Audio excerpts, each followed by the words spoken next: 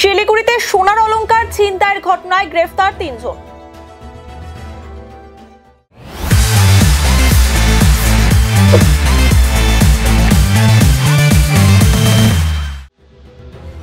গত 18 মে ফুলেশ্বরী এলাকায় এক মহিলার গলা থেকে সোনার হার ছিনতাই হয়।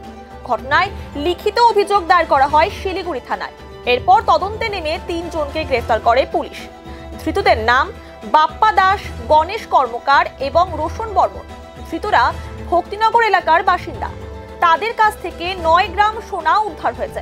পুলিশ সূত্রে খবর, ধৃতদের বিরুদ্ধে একাধিক অপরাধমূলক কাজের অভিযোগ রয়েছে। ধৃত 3 জনই পুরনো কোনো মামলায় জলপাইগুড়ি আদালতে হাজিরা দিতে গিয়েছিল। সেখানে অপরাধমূলক কাজ করতে গিয়ে জলপাইগুড়ি থানা পুলিশের হাতে ধরা পড়ে 3 জন। পরবর্তীতে আইনি প্রক্রিয়ার মধ্য দিয়ে ধৃতদের 5 দিনের রিমান্ডে নিয়ে আসে শিলিগুড়ি থানার পুলিশ। তাদের জিজ্ঞাসাবাদ করে গণেশ কর্মকারের বাড়ি থেকে 9 গ্রাম গলানো সোনা উদ্ধার হয়।